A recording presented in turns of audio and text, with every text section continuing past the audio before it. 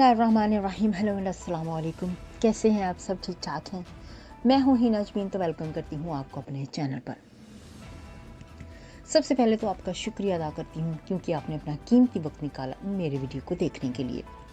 और दूसरी बात, आपसे रिक्वेस्ट करती हूँ कि अगर आपने मेरे चैनल को अभी तक सब्सक्राइब नहीं किया तो कर लीजिए और नोटिफिकेशन का बटन ऑन कर लीजिए।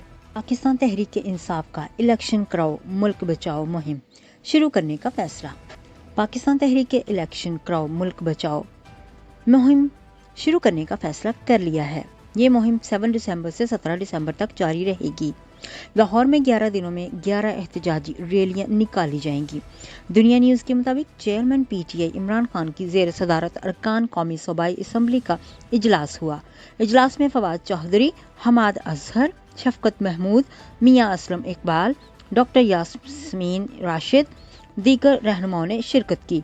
इजलास में फैसला किया गया कि जल्द इंतखाबात किए जाएं। इलेक्शन कराओ मुल्क बचाओ मुहिम चलाई जाएगी। इलेक्शन मुहिम 7 दिसंबर से शुरू होगी और 17 दिसंबर तक जारी रहेगी। लाहौर में 11 दिनों में 11 एहतजाजी रैलियां निकाली जाएंगी। एहतजाजी रैलियों में महंगाई, मौशियत और इंसानी हकूक़ के इश्यूज़ को उठाया जाएगा। मजीद बरा पाकिस्तान तहरीक इंसाफ के तर्जुमान फवाद चौधरी ने ARY न्यूज़ के प्रोग्राम में गुफ्तगू करते हुए कहा कि 20 दिसंबर तक कुछ ना हुआ तो 21 दिसंबर को असम्बलियां तहलील कर देंगे।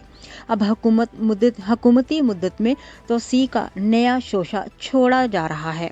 नवाज और जरदारी चाहते मुल्क निगरान हुकूमत के हवाले करके जाएं। ये चाहते निगरान हुकूमत गैर मुअय्यना मुद्दत तक चले।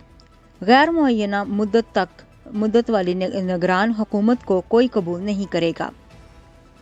टेक्नोक्रेट की हुकूमत पुरानी सोच है। उन्होंने कहा कि 2018 के आम इंतखाबात में इस्टेब्लिशमेंट ने हमारी कोई मदद नहीं की। अगर इस्टेब्लिशमेंट रास्ता ना रोकती तो 25 नशस्तें ज्यादा मिलती।